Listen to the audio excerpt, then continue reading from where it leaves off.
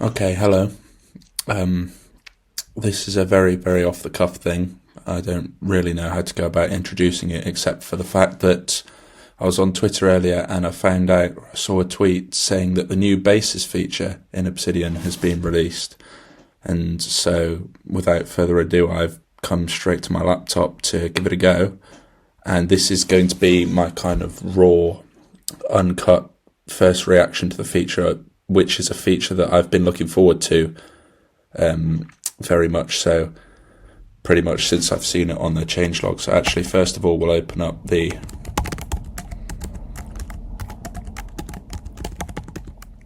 we'll see if we can find the changelog or some description or the roadmap or something. Here we go. Right, so that's the feature now, bases. So as you can see, it's just come out today. I don't know the next thing about it, but I thought that it might be worth you just seeing me open it up and use it for the first time, seeing as I've been using Obsidian almost exclusively for my notes for the last 3 years or so now, and so you might just get some value from watching me play about with it in my vaults. And so here you can see we're in Obsidian. How does one update general? Okay, so you can see I'm on version 1.8.1. I've not even updated yet, so this is going to be a genuine kind of first view of this, of how things work. And so it looks like it's a new file type, .base.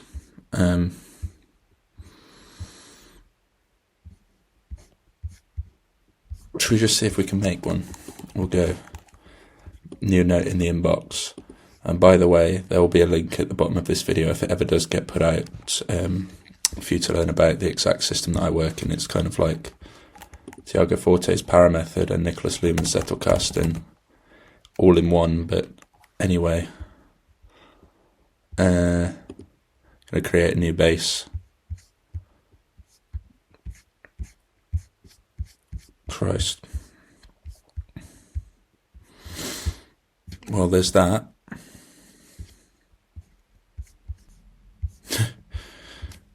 Got 3 files about clever corvids. So I guess this is everything in my vault. We'll have a look at the way to filter. So it'll be based upon the properties of your notes. Able to filter by file path. Contains 5 inbox. Let's try that. Okay, cool. So you get all the files that are in the inbox. This might be quite a significant update for folder notes and things like that. So say if you could have a base as a folder note, so you can see I've got something quite similar right now. If I just open up something like the current university course that I'm working on, I've got a list of notes in this folder at the top of here. So I can see the notes inside the folder and the different sites that I can open very quickly. Shall we see? I'm going to go back to this base, and I'm going to see, actually, because I saw a feature a moment ago that might allow something very useful. So insert new base. Okay, so you can insert them as well into the files, but if we did the same path containing 5 inbox, and you can write underneath, I imagine. Oh, what's going on there?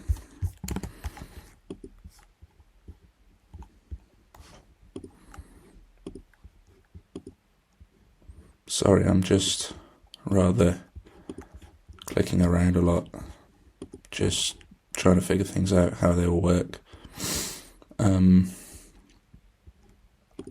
Path contains 5 inbox. So we've got that. I don't know, has that been saved now?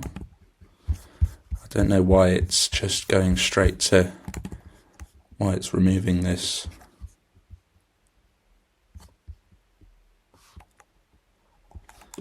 Perhaps if I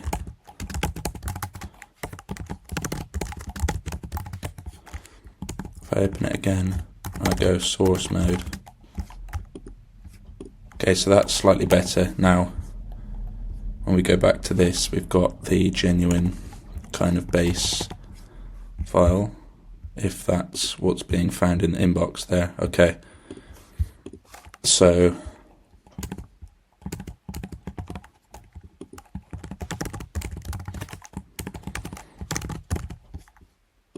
that's a problem. That's going to be a problem because I don't think that's supposed to happen.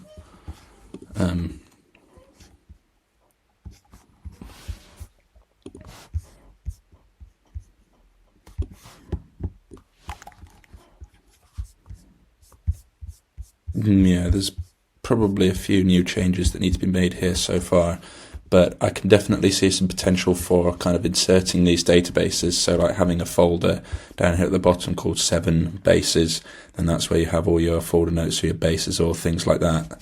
Or perhaps you can store a base as a folder note. So I wouldn't be surprised if we saw that as an update for the folder notes plugin at some point soon, where you can just insert a base there, and that's going to be a lot more useful because you'll be able to actually edit.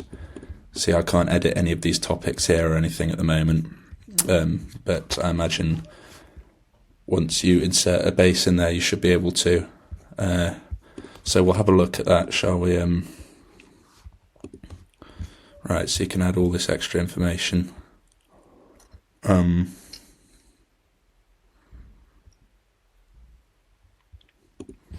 Maybe if we do it with something that has slightly more properties related to it, so perhaps not path, but tags contains category books. So we've got a list of all my books. Sorry, I just had to restart the recording following something going wrong, but I'd say if we can put the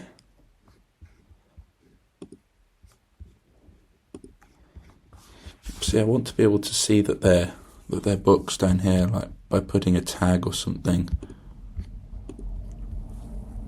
I don't know what that new property is, if anything. We can get rid of it though. Well, okay, we can get rid of it.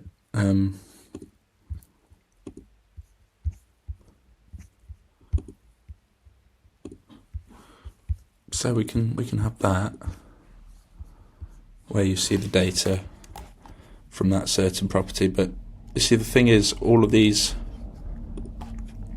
files, they should have authors as well. Okay, there we go. If you type it, you can show the authors of such a file, and let's remove this and this is editable as well. So say we wanted to change feel good productivity, we could go, okay, Ali Abdal, this is really useful. All right, fantastic. So you can actually just edit all of the properties of such files from outside of the actual folder or file itself, which you could never do with DataView, which was one of the main limits of DataView as well. So the one thing that I've just seen there really was that problem with rendering the database inside of a different note. But I'm going to try one more time. So say if we had books database, if we inserted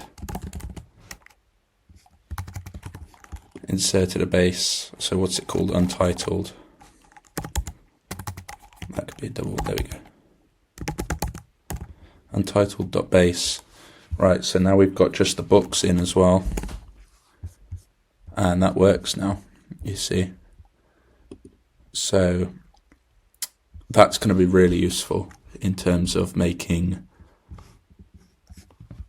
files that you're able to edit from within the folder note and things like that. It's going to be much more organized, much more useful to keep your knowledge in order.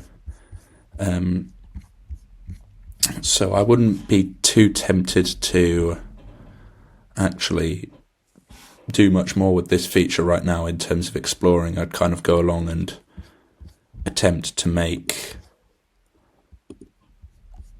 databases, for example, in here. So I'd have one for all of my projects, all of my other folder notes. So we'll insert a new base, filter where folder. Let's have a look at all of these features as well.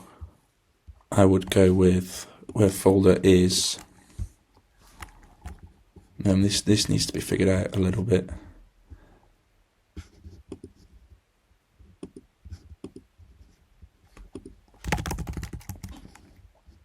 Contains pkm for students, and this would be my general template, you see.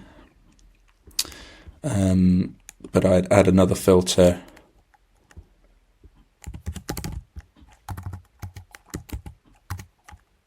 where the extension is not .base. So that removes the base from the view.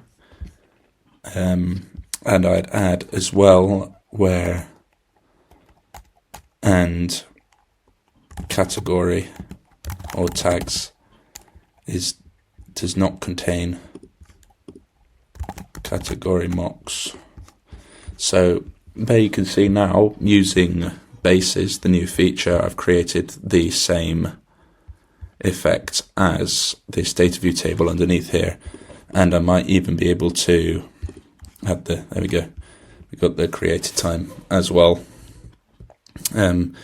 So that's how I'd go about starting to use this feature. I imagine at some point the developer of folder notes, which is this extension that creates a note that you can click on straight in the file explorer, will create a feature to have a base as a folder note, because it already exists to have a canvas as a folder note that you'd open up immediately when you click on this. But I think this new kind of embedding feature and then being able to hide the base in the file explorer as well if you needed to open the folder would be a very, very useful feature indeed. So I don't want to drag on too much, because obviously I don't know anything about this new feature yet in the grand scheme of things, but I might come back with a new video soon talking about it once I've learned more. But I just thought that my raw kind of reactions and being able to see my immediate, where I'm drawn to using the feature immediately for useful knowledge management, might be something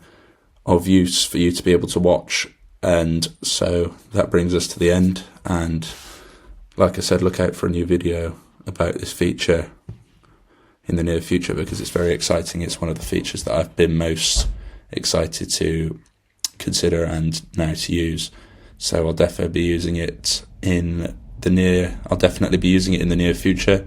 Also, as well, last thing, if you want to check out Parazettle, which is this entire folder system and method of managing knowledge that I've developed over 3 years in education and running my own business and a newsletter and all the other projects that require knowledge management, then check out the top link in the description and you'll be able to learn all about it in a free email course. So that's it from me for now. Take care.